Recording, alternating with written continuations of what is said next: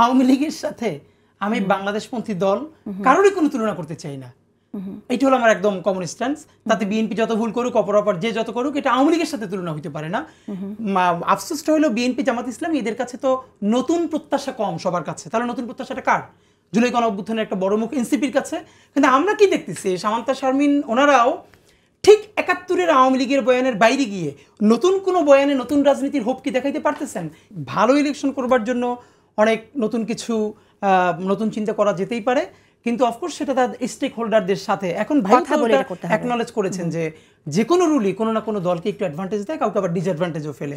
এখন যারা ডিসঅ্যাডভান্টেজে পড়বে তারা রিঅ্যাক্ট করবে, যারা অ্যাডভান্টেজ করবে তারা চুপ থাকবে।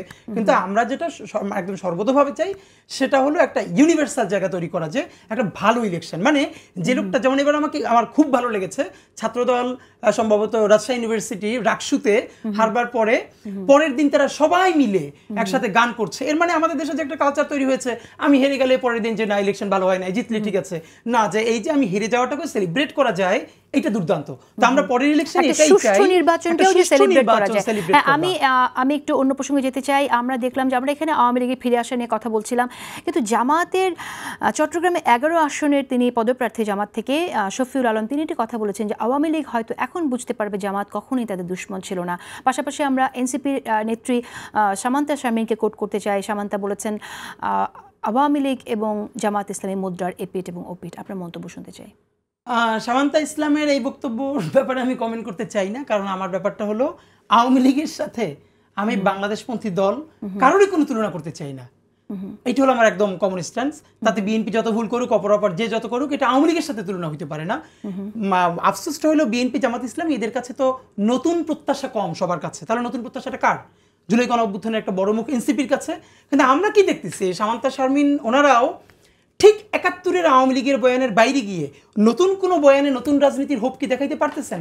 কিছুদিন তারা চেষ্টা করলেন, এরপরে ঠিকই যেই বয়ানটা প্রতিষ্ঠিত ছিল, ধরেন এই যে ৭১, মানে আইডিওলজি বেসড পলিটিক্সের বাইরে এসে এই যে সেবার রাজনীতি, গুড পলিটিক্স, আমি ইনসাফ চাই, আমি সেবা চাই, যেই দলের হোক, আমি তার জন্য সার্ভিস দিতে চাই, ওয়েলফেয়ার স্টেট গঠন করতে চাই, এগুলো নিয়ে তো সামান্ত ইসলামের দল সেবা দিবে কোথা থেকে? সামান্ত ইসলামের দলকে কি কেউ ফান্ড করছে? সে ফান্ড কি পাচ্ছে কিনা?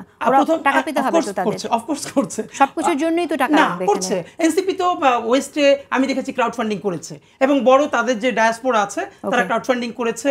এখন ধরেন এইটা হলো প্রপার চ্যানেল, এবং আমরা বিভিন্নভাবে তাদের কাছ থেকে পাই যখন আমরা কথা বলি টকশোতে, যে তাদের এত টাকা তাদের নেই আর কি, ক্রাউড ফান্ডিংও কি এত টাকা তারা পাচ্ছে কিনা। বড় দল করতে অনেক টাকা লাগবে, কিন্তু সেটা হলো ভিন্ন আলাপ। বাংলাদেশের ওই পলিটিক্যাল পাইপলাইন তো এখন পর্যন্ত তৈরি হয় নাই, যে একজন ফুল টাইম পলিটিশিয়ান হলেই তো আসলে মুশকিল হলো সে আসলে বাজার করে কি দিয়া, মানে পলিটিক্স তো তারে দেয় না, স্যালারি দেয় না, তাহলে আসলে বাজার করে কি দিয়া। আপনি জামাতের নেতার এই মন্তব্যের প্রেক্ষিতে এখানে যেটা ব্যাপার আমি দেখেন, যেটা হবে আগামী নির্বাচন যত কাছাকাছি আসবে, তখন এনসিপি বলেন, বিএনপি বলেন, জামাত ইসলামী বলেন, এদের মূল জায়গাটা হবে আওয়ামী লীগের ভোট ব্যাংকে কত কাছে নিয়ে আসা যায়, এবং যে যেভাবে পারে।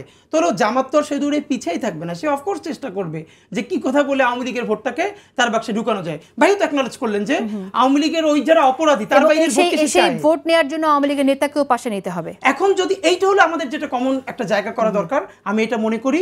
একটা হলো দেখেন, আওয়ামী লীগের ভোটার যে জীবনে অ্যাক্টিভিজম করে না বা নেতাও না, কারো মারেও নাই, সে ভোটটা কারে দিবে? তার ভোট পাওয়ার জন্য আপনি গুড পলিটিক্স করতে পারেন বা কথা বলতে পারেন, কিন্তু আপনি আওয়ামী লীগের কমন ফেস যারা অপরাধের সাথে সংযুক্ত তারে আপনি পাশে রেখে যদি নির্বাচনী প্রচারণা করেন, সেটা বিএনপি হোক, জামাত ইসলামী, এনসিপি হোক, আমি মনে করি যাদেরকে জনতার আদালতে দাঁড় করাতে পারতে হবে।